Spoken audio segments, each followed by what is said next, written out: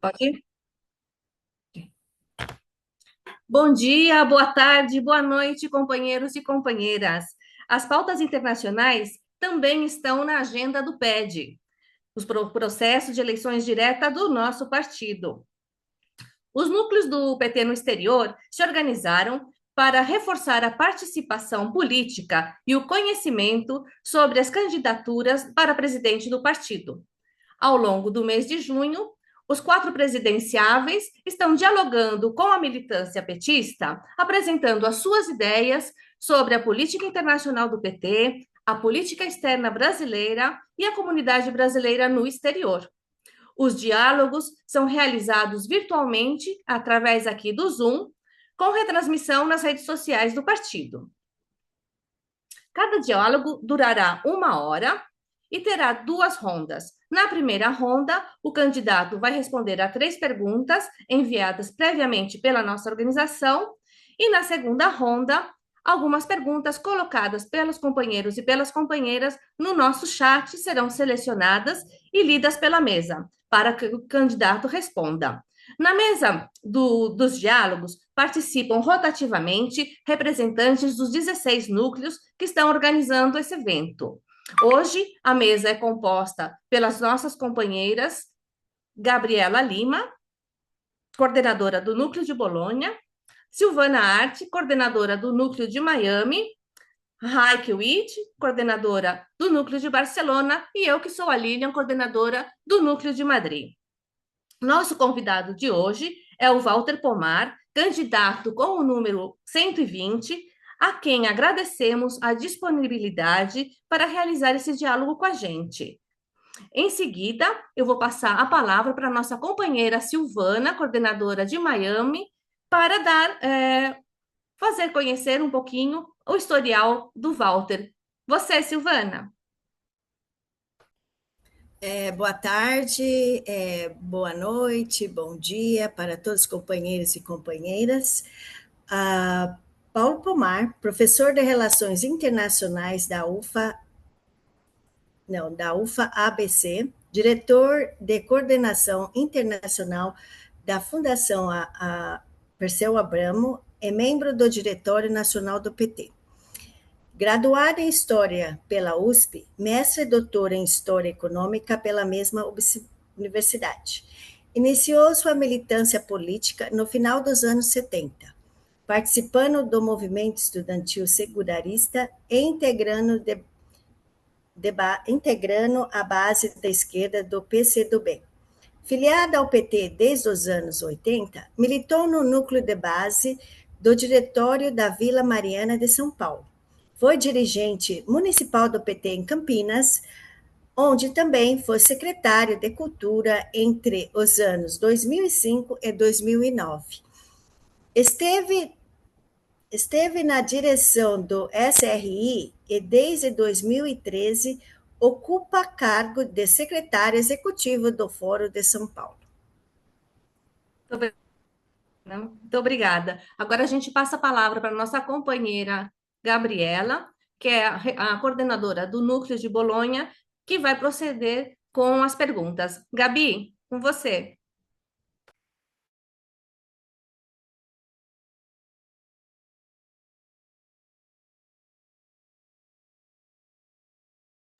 Ok? Então, bom dia, boa tarde, boa noite, companheiro Walter Pomar. Iniciamos a primeira rodada desse diálogo com as seguintes perguntas.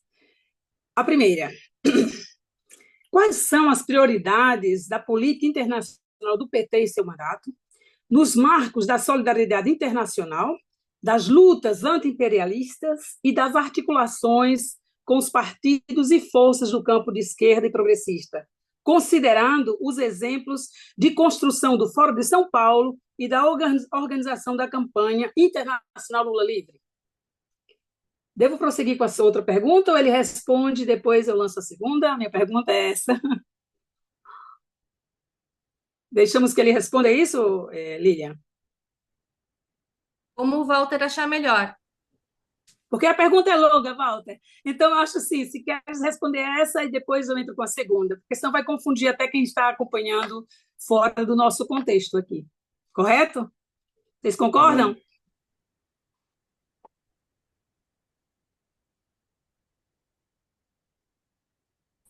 Concordamos. Ok. Você está escutando a gente? Tá, né? Eu Sim, sim. Sim. Ok. Você responde a primeira e depois passamos para a segunda? tá bem. Bom, pessoal, primeiro, obrigado pelo convite. Eu estou chegando agora de uma manifestação muito bonita aqui em São Paulo, de solidariedade à Palestina. Aliás, a manifestação continuou.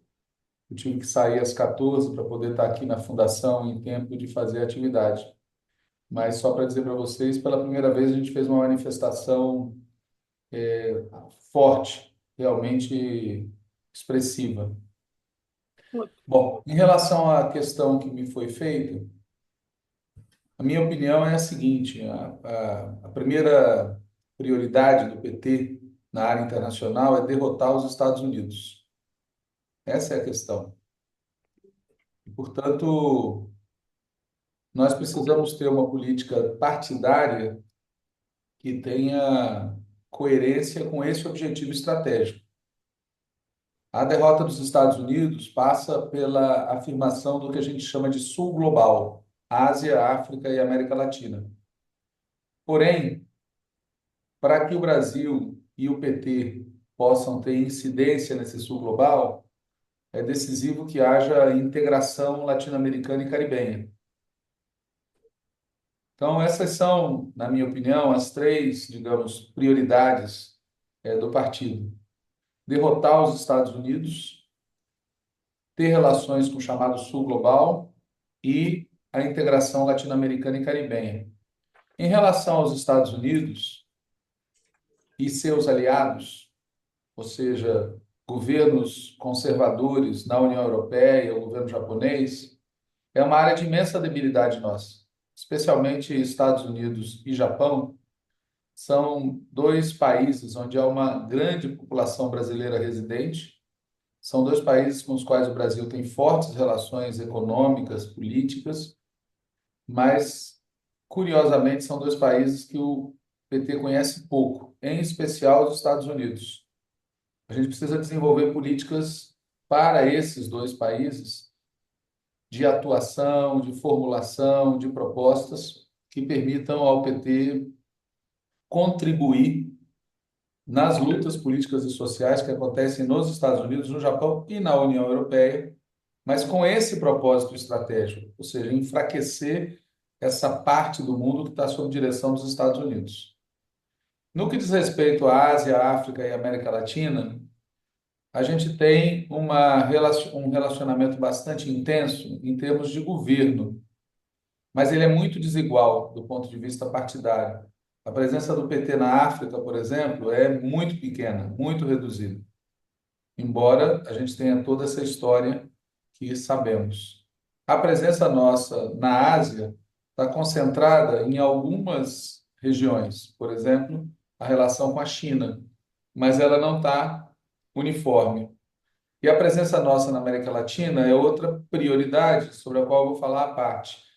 Então, dessas três áreas que compõem o Sul Global, na minha opinião, a gente deveria dar um gás muito forte na África, que é comparativamente a área com menor presença organizada do partido. Finalmente, sobre o tema da integração latino-americana e caribenha, nós fizemos muito sobre isso desde 1990, desde que o Foro de São Paulo foi criado. Mas, no último período, houve uma redução muito grande, seja porque nós estamos vivendo uma ofensiva de direita na região, seja porque o próprio partido ele não conseguiu criar uma estrutura adequada para fazer a sua política de relações internacionais. A gente tem a Secretaria de Relações Internacionais e a gente exerce a Secretaria Executiva do Foro de São Paulo, mas o número de quadros do partido que estão cuidando disso, o número de funcionários da secretaria é ridículo. Isso é ridículo desde a época do professor Marco Aurélio Garcia. Ou seja, o PT tem uma política internacional muito ativa, mas não tem um aparato partidário à altura de executar essa política. Então, voltando, entretanto, à política propriamente dita, do ponto de vista das prioridades, eu acho que a gente tem que dar uma ênfase muito grande aos Estados Unidos, porque é a potência ainda declinante do mundo, e a gente precisa conhecer mais e incidir mais. A gente precisa dar muita atenção para a África, porque é a área onde a gente tem um déficit maior, e a gente precisa retomar o que nós já fizemos no passado, que é uma política mais intensa aqui de integração regional. Ao lado disso, o PT precisa dialogar com o governo no sentido dele mudar a orientação da política externa. A política externa brasileira hoje não é a política externa dos governos Lula 1 e Lula 2. É uma coisa extremamente confusa, conflitante, contraditória, né? Vou dar um exemplo recente. Quer dizer, que sentido faz não reconhecer as eleições da Venezuela, mas reconhecer as eleições do Equador que foram realizadas sob estado de sítio? Que sentido faz não aceitar a Venezuela nos BRICS, mas aceitar a Bolívia e Cuba? Por que é isso, do ponto de vista da política de Estado? Sem falar da insistência e do lamento que foi feito com o fato da Argentina ter se retirado. Ou seja, nós poderíamos ter uma situação bizarra em que a Argentina, sob governo Milei, estaria presente, se quisesse, e nós servindo de obstáculo para a presença da Venezuela.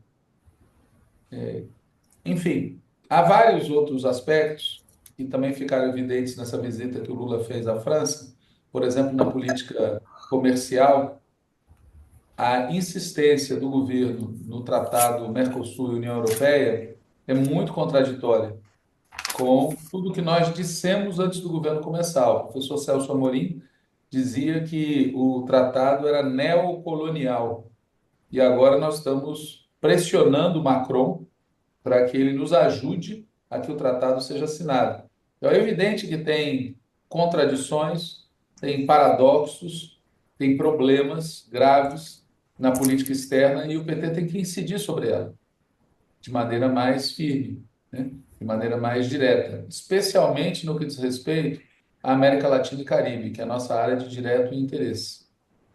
Então, respondendo, resumindo, né, em relação à nossa política externa, a política externa que o partido defende, ou seja, é a política de relações internacionais do PT, ela tem que ser pensada primeiro como uma orientação político-doutrinária. Outra coisa é como a gente a executa, que eu entendo que é a segunda questão que está aqui no que a gente vai debater. Então, isso eu vou responder em seguida.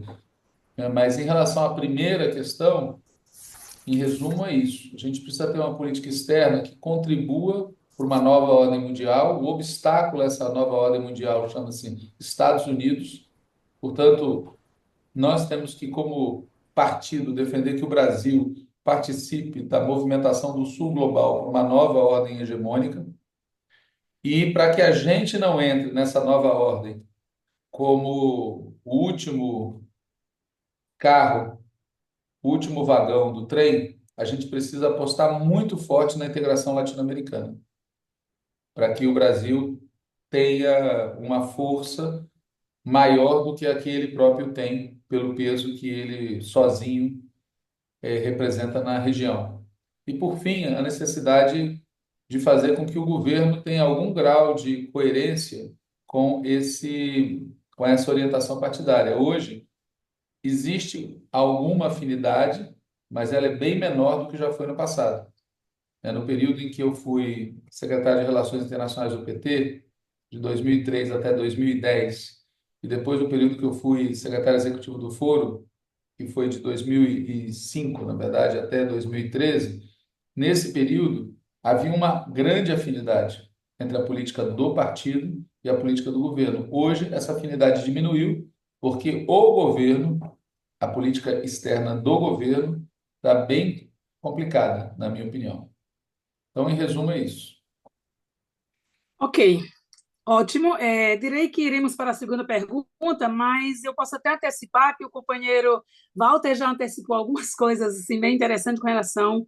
Eu vou ler a pergunta de qualquer forma para contextualizar. Veja bem, quais são as prioridades? No caso, ele diz como o PT deve participar, que perspectiva tem o PT na política externa brasileira, na atual conjuntura internacional. Eu já acho que já foi respondida. Parcialmente, ou para mim, foi respondeu.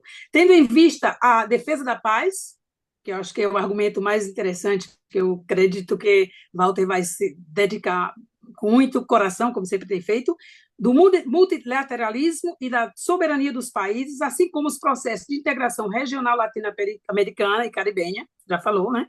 E o aprofundamento das relações Sul-Sul e o papel do BRICS. Essa pergunta, eu acho que gostaria de sugerir que fosse dedicada à questão da paz, porque os outros argumentos, eu acredito que o Walter já respondeu. Vocês concordam? Não sei se eu estou enganada, mas com relação à América e o Sul do global já falou, mas eu vou deixar para que ele responda da forma como ele achar melhor. Ok? Obrigada, Walter. Então, eu havia entendido essa segunda questão como uma opinião sobre a política externa do governo. Eu dediquei a primeira ao que é a política de relações internacionais do PT. Não são coisas iguais. O PT tem que ter uma política de relações internacionais que esteja à frente da política do governo. Faça coisas que o governo não pode fazer, né? Mas o governo tem uma política externa que tem que ser, digamos assim, combinada com a política do PT. É uma área estratégica que não pode ser entregue para uma orientação estratégica diferente da nossa. E esse é o primeiro problema que eu queria falar. Quer dizer, nós tivemos no primeiro governo Lula o Celso Amorim, que representava a área nacionalista do Itamaraty. Ele e o Samuel Pedro Guimarães. Na época, eles não eram filiados ao PT, hoje são. Mas houve uma confluência entre o setor nacionalista do Itamaraty e a política de relações internacionais do próprio PT. E isso se expressou num combinado em que o assessor de relações internacionais era o Marco Aurélio Garcia e o chanceler era o Celso Amorim. Isso deu uma sintonia entre as duas políticas, ainda que elas fossem diferentes, né? Nesse período, a gente teve dois pontos fora da curva. Ou seja, no período 2003-2016, a gente teve dois pontos fora da curva muito gritantes. Houve outros, mas eu quero falar desses dois porque eles foram pontos que renderam muita polêmica na época. São o Haiti e a política comercial, os acordos que se faziam no âmbito da Organização Mundial do Comércio. O Haiti, como vocês sabem, o Brasil liderou a MINUSTAH, na prática exerceu poder de polícia no outro país. A vida mostrou que foi um erro, não resolveu nada da situação do Haiti e, pior, serviu de celeiro para golpista, né? O general Heleno, o Tarcísio, o governador de São Paulo, foi um espaço onde eles exercitaram, tá certo? Exercitaram o que eles vieram fazer depois durante o golpe e continuam tentando fazer, né? Esse ponto fora da curva ele é interessante porque o PT era muito crítico a isso. O PT sempre apoiou resoluções que, mesmo quando diziam, olha, tudo bem estar lá, mas tem que sair logo, tem que mudar a natureza da presença, ela não pode ser principalmente militar, e por aí foi.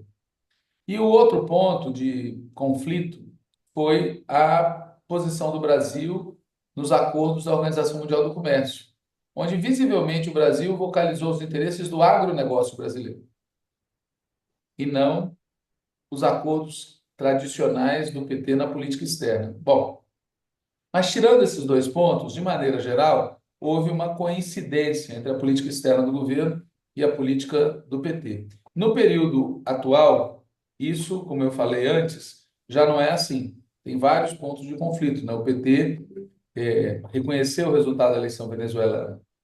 O PT, obviamente, era favorável à entrada da Venezuela nos BRICS, para dar dois exemplos, né? Isso faz com que seja necessário, no futuro próximo, que a gente realize uma conferência de relações internacionais do PT para aprovar resoluções, debater as questões, reunindo os núcleos, reunindo os dirigentes do PT que cuidam da área, reunindo os militantes que atuam na área aqui no Brasil, reunindo os filiados ao PT que estão no governo, na área internacional, para tentar passar a limpo as divergências, entender o que é diferença devido aos papéis distintos do governo-partido e o que é divergência mesmo. Está visível para nós que há divergências muito sérias. Nós tivemos, eu, o Romênio Pereira, a Mônica Valente e a companheira Gleisi Hoffmann, mantivemos pelo menos 2 reuniões com a equipe do Celso Amorim para discutir os temas e ficou evidente para mim a existência de divergências muito profundas que não existiam no período anterior. E elas precisam ser tratadas em algum lugar e, na minha opinião, elas deveriam ser tratadas numa conferência de relações internacionais e depois a direção do partido tome as decisões que tiver que tomar. Em relação à atuação do governo neste momento, a gente vive uma situação muito curiosa, porque quando o governo começou, ele estava muito impactado pelo golpismo e pela ascensão da extrema-direita em escala internacional. E isso fez com que dentro do governo, mais do que do partido, mas dentro especialmente do governo, houvesse uma tendência a procurar aliados na direita tradicional europeia e na direita estadunidense para se contrapor à extrema-direita. Isso, do ponto de vista tático, pode ser correto ou não. Isso é uma discussão. O que não poderia acontecer é que a gente ganhasse ilusões em relação a esses aliados. Vou dar 2 exemplos, né? Houve muita ilusão em relação à posição dos democratas nos Estados Unidos, muita ilusão. O que não caberia ter, porque na época do golpe era governo Obama e o Biden estava presente aqui. Essa ideia de que os democratas têm, em termos de política externa, uma postura profundamente diferente dos republicanos é uma ilusão. São tão duros quanto, embora possam verbalizar isso de formas diferentes. E no caso europeu, a aproximação com Macron é outro exemplo. Nós tivemos agora o Lula na França, cenas de carinho explícito, e logo agora, anteontem, o Macron vem a público dizer que foi correto o ataque de Israel contra o Irã, que era direito de defesa. Então, assim, a gente não pode, na minha opinião, deixar de fazer política, a gente não pode deixar de aproveitar os conflitos que existem entre setores diferentes da elite internacional, evidentemente. A gente pode e deve fazer alianças com setores, mas o nosso governo tem que correr em raia própria. Por exemplo, nessa questão da Palestina. Já passa da hora do governo romper relações com o Estado de Israel. Não tem como não fazer isso. E o Lula poderia liderar uma onda de rupturas de governos que não são os culpados de sempre, né? A turma do eixo do mal. Teria um significado imenso. E teria um significado aqui dentro também do país, porque o bolsonarismo é sionista.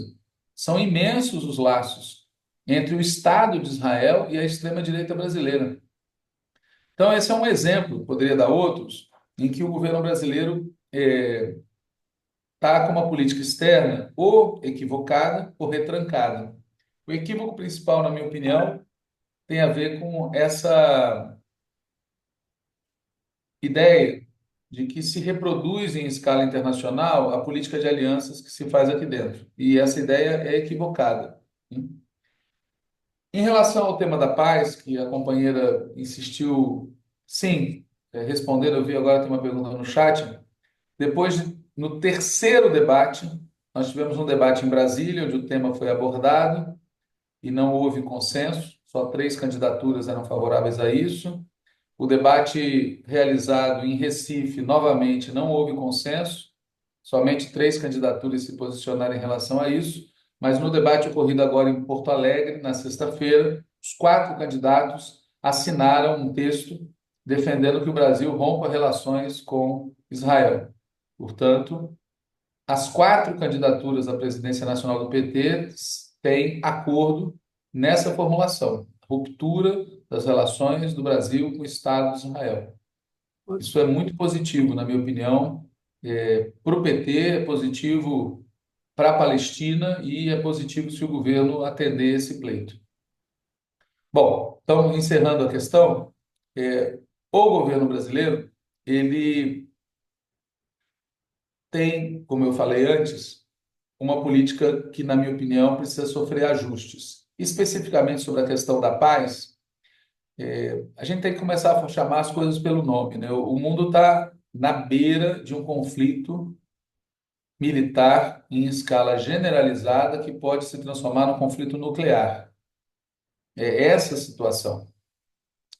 A operação que foi feita pela Ucrânia dentro do território russo e a operação feita por Israel dentro do território do Irã são visivelmente, tiveram explícita participação, embora negada, mas tiveram visível participação do governo dos Estados Unidos. E a reação não foi do tamanho que precisaria ser, porque tanto o Irã quanto a Rússia não querem que a coisa escale para um conflito nuclear. Mas os Estados Unidos e Israel estão empurrando neste sentido. Então, é uma situação de uma imensa gravidade, que eu, às vezes, aqui no Brasil, né, vocês quase todos estão fora, eu vi só o Michel que está aqui, mas quase todos estão fora.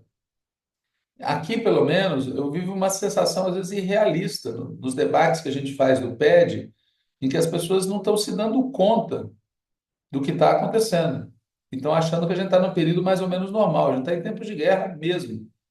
E isso exigiria do nosso país uma postura muito mais forte, no sentido de proteger a soberania nacional, no sentido de proteger as nossas comunicações, as nossas fronteiras. Veja, se o governo do Irã estava infiltrado pelo Mossad no nível que estava, vocês acham que o governo brasileiro está como?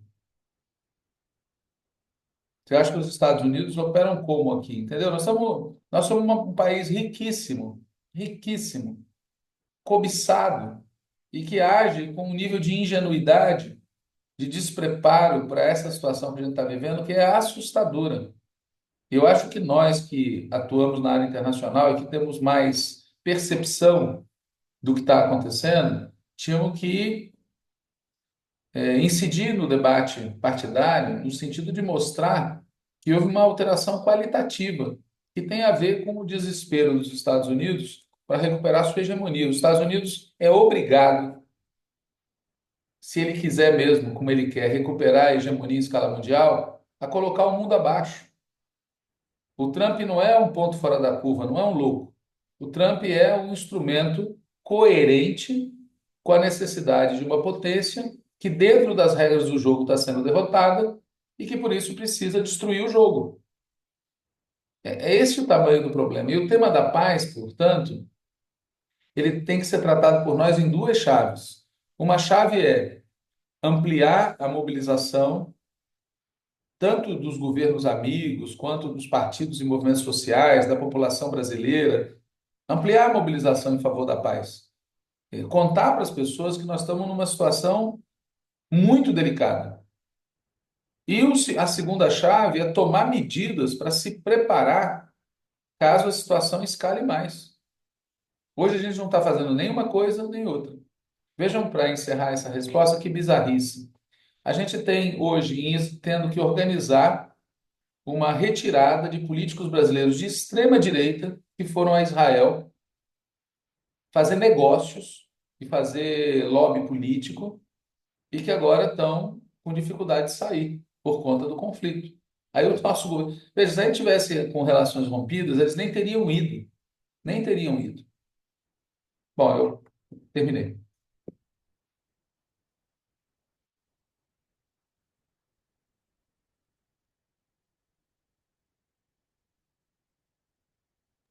Gabi, tá aí? Segue? Som, Gabi, liga seu som, por favor.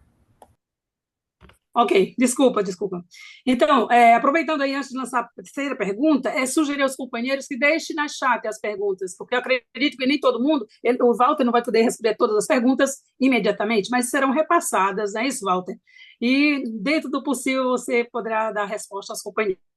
A terceira pergunta é a seguinte: considerando a vocação internacionalista do PT, como o partido pode se beneficiar da experiência e conhecimento da sua militância para deixar com os mais para dialogar com os mais de 5 milhões de brasileiros e brasileiras que hoje trabalham, estudam e vivem no exterior, reelegendo o presidente Lula em 2026, e como reforçar a atuação dos núcleos petistas na conscientização da classe trabalhadora, migrante e transnacional, assim como o fortalecimento de alianças com os nossos partidos amigos e em um momento de avanço da extrema-direita internacional. São duas perguntas, na verdade, né, Walter?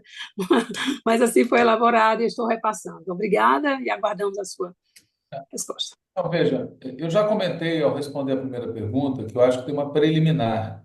A gente precisa fazer uma conferência de relações internacionais que tenha 2, 3 dias de duração e que não é para fazer um evento festivo, com discursos, banners e fotografias. É para debater em profundidade a situação que a gente vive no mundo e discutir quais são as opiniões políticas do PT sobre essa situação.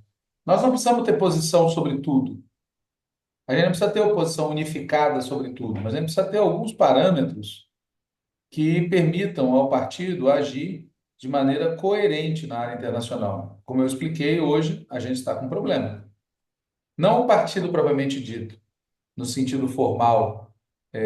Eu, a Mônica e o Romênio temos um grau de unidade sobre as questões polêmicas muito alto, muito alto. Quando eu falo que precisa ter unidade, não é entre as pessoas que são titulares do foro, da secretaria e da cooperação internacional da fundação. Estou falando de unidade do partido mesmo, assim, e dezenas de milhares de pessoas que atuam na área, ou porque moram fora do país e são militantes, ou porque estão nos governos e atuam nessa área, nos movimentos, no próprio partido, etc. Então, essa é a primeira coisa que eu acho que tem que ser feita, uma conferência. Em segundo lugar, em relação à nossa atuação no exterior, uma coisa a atuação, a diplomacia partidária, digamos assim. Então, o contato do PT com os partidos amigos, o contato do PT com os governos amigos, ou diretamente, ou através de embaixadas, etc. Essa diplomacia partidária, ela pode melhorar muito se a gente tiver uma equipe maior e mais qualificada. A gente tem uma equipe muito pequena na área internacional, em todos os três que eu citei, né? Foro, PT e Fundação, a nossa equipe é minúscula. Então, a gente precisaria ter uma equipe à altura da importância que o PT tem no mundo hoje. Nós estamos falando de ter uma equipe de 30, 40 pessoas. E a gente precisaria ter dirigentes que fossem responsáveis por áreas. Essa ideia de que o secretário de Relações Internacionais cuida do mundo é uma coisa que não tem cabimento, entendeu? Nós precisaria ter um subsecretário para os Estados Unidos, um subsecretário para a América Latina e Caribe, um subsecretário para a África, um subsecretário para a Europa, um subsecretário para a Ásia, ou Ásia 1, Ásia 2. Precisaríamos ter isso. Dirigentes partidários, não é assessores que eu estou falando dirigentes eleitos pelo partido, com autoridade, sob a coordenação do secretário, que pudessem atuar em todas essas frentes, porque isso daria uma outra qualidade para a atuação internacional nossa, para a diplomacia partidária no sentido próprio. Para além disso, a gente tem a presença de petistas o mundo afora. Na minha opinião, o papel desses petistas e dos núcleos do PT é, em primeiro lugar, organizar os brasileiros que moram no exterior, na defesa dos seus interesses econômicos, sociais, civis, e organizá-los no sentido deles participarem da vida política brasileira. Então, assim, nós temos 5 milhões, mais ou menos, né, de pessoas fora. Esse é um número muito expressivo, muito expressivo. É metade da população de São Paulo, quase. Então, assim, justifica que a gente tenha, primeiro, os núcleos funcionando para organizar a comunidade brasileira na luta pelos seus interesses. Na sua imensa maioria, são trabalhadores que, como trabalhadores, enfrentam mil e uma situações que cabe ao PT contribuir para solucionar. E, de outro lado, organizar a participação dessa população nos processos eleitorais brasileiros, né? E também, quando isso existe, nos processos político-eleitorais dos países onde as pessoas estão morando. Então, na minha opinião, essas são as tarefas principais dos petistas no exterior, dos núcleos do PT no exterior. Organização da atuação política, econômica e social dos brasileiros residentes no exterior. Eu não acho que o papel principal seja contribuir na diplomacia partidária, entendeu? A diplomacia partidária, ela existe, ela vai contar com a contribuição dos núcleos, mas não é a função principal dos núcleos fazer a diplomacia com os partidos no local. A função principal dos núcleos é organizar os brasileiros que estão no exterior, participar da vida política nos países e contribuir para que eles participem da vida política brasileira. E o número hoje é muito expressivo e pode resolver, a depender de como prossiga a polarização política no Brasil, o voto dos brasileiros no exterior faz diferença, gente, efetivamente. Então, essa é a minha opinião assim sobre a função principal. Eu insisto, eu não descarto o papel que os núcleos cumprem em contribuir na diplomacia, mas eu não acho que isso é o papel principal, certo? Não é de jeito nenhum o papel principal. Sobre esse tema do fascismo, a minha opinião é a seguinte: ele assim, o ressurgimento do fascismo nesse momento é um desdobramento da crise do capitalismo que explodiu visivelmente em 2008. Está acontecendo a mesma coisa que aconteceu nos anos 20. À medida que o capitalismo deixa de oferecer para as pessoas um horizonte de melhora, né? Porque quando o capitalismo está bem, ele passa o seguinte recado para a classe trabalhadora: ó, trabalhe e você vai melhorar de vida.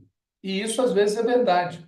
E quando isso é verdade, o capitalismo ele é aceito pela classe trabalhadora com muita facilidade. Mas quando o capitalismo não oferece esse horizonte de melhora, cresce o descontentamento, cresce a irritação, cresce o movimento crítico ao capitalismo. E nesse contexto é que surge o fascismo. Ele surge com duas mãos, que às vezes a gente só olha para uma. Uma mão é a seguinte: repressão, cooptação, todo tipo de ação política bruta. Mas tem uma outra mão, que é a normalização da desigualdade, a normalização da violência. Os caras operam num plano que está evidente nesse caso da Palestina, né? A gente está sendo anestesiado pela violência. A gente vê todo santo dia os caras matando, matando, e passa a fazer parte do natural. O novo normal é matar em grande escala. Sabe o que eles estão dizendo para as pessoas?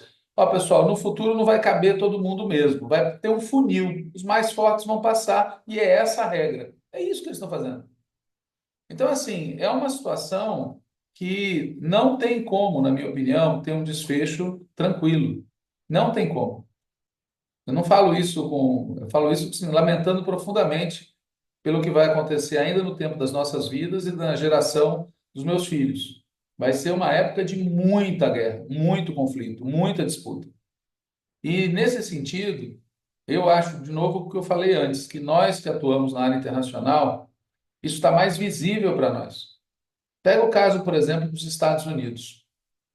É espantoso que, sendo os Estados Unidos a nação mais influente no mundo, pelo menos na parte do mundo em que o Brasil está, se conheça tão pouco acerca do sistema político, da sociedade estadunidense. E aí as pessoas ficam surpreendidas pelos acontecimentos lá. Quando, na verdade, se a gente conhecesse mais, a gente poderia estar se preparando de forma proativa para atuar. Ou, no caso da Europa, né? A onda anti-imigrantes não é uma novidade, mas que ela ia se intensificar brutalmente agora, a gente podia ter se preparado mais, entendeu? Por isso que eu acho que nós podemos e devemos influir mais no debate naquilo que é a nossa especialidade.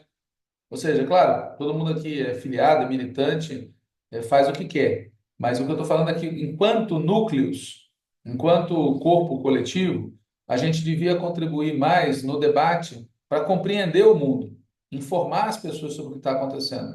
Porque eu acho que há um nível de desinformação, não é de opinião errada, é pior que isso, é desinformação muito alto no partido sobre o que de fato está ocorrendo. E as pessoas só estão se dando conta dos problemas quando eles explodem, e aí não tem como eles serem invisibilizados. Terminei. Obrigada, Walter. Agora eu passo a palavra para a Raik, que é a nossa coordenadora de Barcelona, que vai ler as perguntas do chat. Você, Raik. Oi, obrigada, Walter, pela tua exposição. Aprofundando os temas internacionalistas no âmbito do PED 2025, lembrando que o Walter é candidato para presidente do PT com o número 120, iniciamos agora a segunda ronda de atividade. A mesa selecionou 5 perguntas que foram colocadas pelas companheiras e companheiros, tanto no formulário de inscrição como no chat de atividades da atividade de agora, né?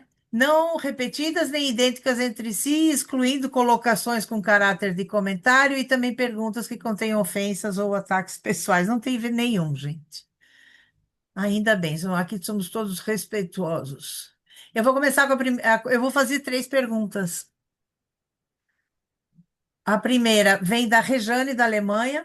Como o senhor irá desenvolver a política para os migrantes brasileiros aqui na Alemanha e em outros países? Seremos mais considerados? Teremos mais participação no processo democrático no Brasil? A outra pergunta é do João, também da Alemanha. Em uma entrevista sobre os rumos da esquerda brasileira, você cita que políticos do PT acham que a solução para o fracasso é mais dinheiro, mais emenda. O senhor definiu isso como um clientelismo de esquerda. Como devemos combater isso nas fileiras do PT? A próxima pergunta é a da Fernanda, da Irlanda. Acho importante ouvir a opinião do candidato com relação à situação dos filiados do exterior que ficaram de fora do PED. Na minha opinião, devido à dificuldade de organização das eleições. Você acha que devemos colocar energia nisso, mesmo que os números fiquem muito aquém do que poderia ser possível conseguir com voto online? O que você acha, Walter? Quais suas propostas para nós no exterior? Podemos avançar na participação e ampliar nosso protagonismo fora do monitoramento da SRI? Obrigada e boa sorte no dia 6. A Fernanda está se referindo ao monitoramento porque a SRI tem pedido relatórios e, bom, tem feito cobranças para a SRI. Eu pensei que eu tinha anotado aqui, ó. O resto, mas não. Bom, as perguntas seriam, as 3 primeiras seriam essas, se der tempo a gente tem mais. Bom, primeiro, em relação à primeira pergunta, o senhor, para quem acredita, está no céu, Ok, ok? ok. Segundo lugar, esse tema dos migrantes, dos indocumentados ou dos trabalhadores brasileiros que estão morando no exterior é um tema que, como eu expliquei, para mim é o centro, ou deve ser o centro da atuação dos núcleos do PT. Organizar essas pessoas, trabalhar para que essas pessoas tenham seus direitos econômicos, políticos, sociais no próprio país onde elas estão, garantir que elas possam participar da vida política do seu país, do Brasil, né? E isso implica no PT ter organização em todos os locais. Isso significa, como eu falei, ter de um dirigente partidário, dirigente, não assessor, acompanhando de fato a construção dos núcleos, ajudando, dando assistência, implica em recursos. O PT tem recursos, essa história de que o PT não tem recurso ou não pode é sinceramente equivocada. Eu, no período que eu fui secretário, a gente já tinha maneiras de contribuir, né? Mas o principal tema é a pressão sobre o Congresso e o governo brasileiro para que ele modifique, amplie, melhore o trabalho consular, modifique a legislação para garantir, por exemplo, direitos políticos. Então, o principal trabalho que nós vamos ter que organizar não é o organizativo, estritamente falando, embora esse vá ser importante, mas o principal trabalho que a gente vai ter que organizar é esse, junto ao Congresso e junto ao governo, para que a atuação consular assuma uma outra pegada, tenha uma outra eficiência que hoje não tem. A isso eu agrego um problema, que é a mudança na conjuntura política na Europa e nos Estados Unidos. Nos Estados Unidos é visível isso, mas não só, né? Portugal está vivendo uma situação desse tipo também, né? Uma operação anti-imigrantes que vai nos atingir, vai atingir brasileiros, já está atingindo.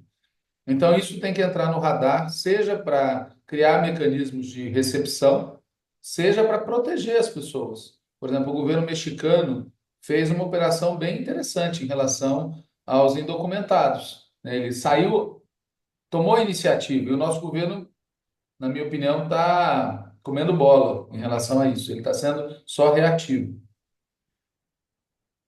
Em relação ao tema de terem ficado fora do PED, eu confesso que eu não consigo entender exatamente o que aconteceu, o que está acontecendo. Porque, veja, no final do ano, bom, primeiro o PED era para ter ocorrido em 2023, foi adiado para 2025. No final de 2024, foi aprovado um semi-regulamento estabelecendo a data e se jogou para janeiro a aprovação do regulamento. Depois ele só foi aprovado efetivamente em fevereiro. Para agravar, a gente tem uma situação de saúde da Secretaria Nacional de Organização que faz com que a Secretaria Nacional de Organização esteja sem titular, de fato, e suas tarefas estejam sendo executadas pela tesoureira, com auxílio de um ou outro dirigente. Não sei por que a executiva não tomou a medida óbvia, que é, se a titular não pode, por razões de saúde conhecidas, substituir. E para agravar, a gente tem o fato de que o setor do partido que controla o Diretório Nacional passou os últimos 4 meses brigando publicamente pelas páginas dos jornais e fazendo qualquer coisa menos a organização do PET. O resultado é que, quando a gente entrou no mês de maio, estava sendo discutido como ia ser feita a eleição, se em urna eletrônica, se em papel, se num sistema eletrônico, etc. Então, isso tudo eu acompanhei. O que eu não consigo entender é qual é a restrição, que parece, a pergunta dá a entender, que é uma restrição, um impedimento para que os filiados participem, os filiados que estão no exterior, né? Do ponto de vista do regulamento do PED, não tem restrição nenhuma. Se há alguma restrição operacional, ainda há tempo de buscar resolver. Coisas relativas a fuso horário, nada impede que a votação dos filiados no exterior seja feita num outro momento, antes, como, aliás, acontece na prática por conta do fuso horário nas eleições normais. Eu, sinceramente, eu não sei exatamente qual é o problema, mas, falando para o futuro, né, então, deixando de lado o que está acontecendo agora, mas falando para o futuro, a minha opinião é que a gente complica o que não precisa ter complicação. Quer dizer, o PT tem condições de montar um sistema de urnas eletrônicas próprias e com votação online segura, desde que isso seja organizado um ano antes da eleição. E esse sistema pode ser permanente. Eu sou professor universitário, a gente vota para absolutamente tudo na universidade online. Não tem nenhum questionamento. São sistemas geridos, conhecidos, controlados, criptografados, enfim, que os candidatos, as chapas podem fiscalizar e tudo corre tranquilamente. Então, é perfeitamente possível você, nessa próxima gestão que começará agora em agosto, você constituir uma equipe que vai já preparar a infraestrutura, não só do PED de 2029, mas de todos os processos de consulta que o PT pode fazer cotidianamente para a sua militância. Essas questões polêmicas, como exploração do petróleo na margem equatorial. Bom, nós podemos fazer plebiscito dentro do partido. Já fizemos plebiscito sobre o sistema de governo em 93. Não há nenhum obstáculo técnico, é só questão de estruturar. Mas o que acontece, falando francamente, é que o partido é muito mal organizado. Não é de agora, né? Ele é muito mal organizado. A organização do partido é tosca, absolutamente tosca. O fato, por exemplo, a gente não tem, nós temos 3 milhões de filiados. Se vocês forem mandar e-mails para os 3 milhões, eu aposto com vocês que 2 milhões e meio dos e-mails vão voltar. E os apps também, em grande medida, porque como as filiações são feitas não pelo partido, mas por grupos que querem os filiados para votar neles, não para serem filiados ao partido, muitas vezes os registros do contato são falsificados, para que só quem filiou tenha contato. É nesse nível, entendeu? E nós não estamos falando de casos, houve um caso que vocês devem ter acompanhado, em um número expressivo de filiados ao partido, tiveram seu cadastro adulterado para permitir que pessoas entrassem no cadastro fora do prazo. A executiva suspendeu o direito de voto de todas essas pessoas que fizeram isso, enfim, mas nós pegamos quase que por acaso milhares de pessoas.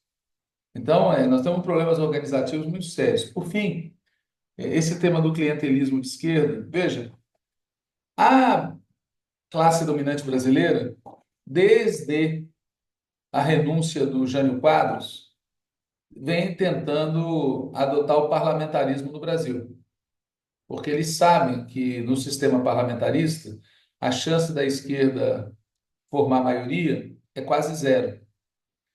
Tentaram naquela época, voltaram a tentar em 93, foram derrotados. E, aliás, uma coisa curiosa, o Lula, na França, comentou que se o Brasil fosse parlamentarista, ele nunca seria presidente. Ele não contou que ele era a favor do parlamentarismo e que se nós não o tivéssemos derrotado dentro do PT, ele nunca seria presidente. Ele, o Zé Dirceu, o Genuíno, todos eram a favor do parlamentarismo. 70% do Diretório Nacional do PT, em 1993, era a favor do parlamentarismo e 70% da base do PT votou pelo presidencialismo. Ainda bem, né? Enfim, os caras operaram nessa linha do parlamentarismo desde sempre e voltaram a fazer isso no impeachment da presidenta Dilma. Então, o que eles fizeram ali foi uma maioria congressual derrubar o primeiro-ministro. Só que não era primeiro-ministro, era a presidenta. Aqui não é parlamentarismo, é presidencialismo. E eles fizeram assim mesmo, com respaldo do Supremo Tribunal Federal, das Forças Armadas, dos meios de comunicação, e nós não tivemos força para barrar. O problema é que depois, no governo Temer e no governo do Cavernícola, eles mantiveram essa dinâmica do Congresso agir como se nós fôssemos parlamentaristas. E o resultado é que agora, sob o governo Lula, o orçamento que é executado sob controle direto do Congresso equivale ao orçamento de 30 ministérios. 30. Veja que isso inviabiliza o governo. Eu estou dando um exemplo, mas inviabiliza porque uma coisa é o parlamento decidir sobre o orçamento nacional. Está tudo certo, é papel do... Outra coisa são 300, 400 parlamentares decidirem anarquicamente, a posteriori, sobre o orçamento que vai ser executado, porque reserva uma parte do dinheiro para gastar no que querem. Não tem planejamento, não tem governo que resista a uma bandalha dessas. Só que essa bandalha é compra de votos. Vamos falar as coisas como elas são, pessoal. Essa bandalha, na prática, exerce uma função de compra de votos, de maneira direta ou indireta. Às vezes é direta mesmo, porque muitos desses recursos vão para entidades que depois entregam em dinheiro vivo para parlamentares. Mas às vezes é a simples obra que é apresentada como uma benemerência do parlamentar XYZ. É clientelismo na veia. E o problema é que uma parte do nosso partido acha que é assim mesmo e não tem jeito.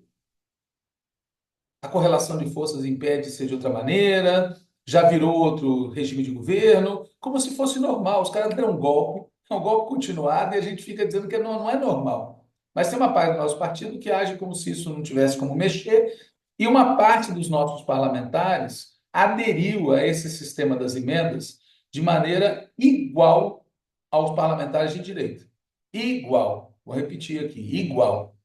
Nós estamos com um problema muito sério, porque dentro da nossa própria bancada há muitos parlamentares que transformaram isso num mecanismo de formação de clientelas. Então, do ponto de vista mais macro, nós temos primeiro assim, no PT, traçar uma linha política para combater esse parlamentarismo ilegal.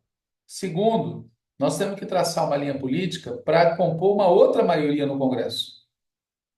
Terceiro, nós temos que traçar uma linha política para fazer uma Assembleia Nacional Constituinte.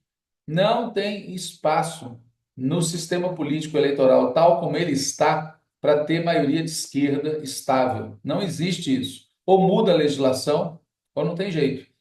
Geralmente, quando a gente fala isso, alguém fala, mas não tem correlação de forças, ou, mas se a gente fizer uma constituinte, eles têm maioria. Eles não precisam fazer uma constituinte para ter maioria. Eles já estão fazendo uma reforma constitucional sem que isso fique explícito para as pessoas, sem que haja debate político. E, por fim, nós precisamos ter uma reforma interna que enquadre a bancada parlamentar. Hoje, o PT está se transformando rapidamente num partido tutelado por parlamentares, igual aos partidos tradicionais. A bancada tem que ser enquadrada, a bancada é do PT, ela não manda no PT. Essa é a minha opinião. Não sei se respondi as questões do jeito que quem fez imaginava. Muito bom.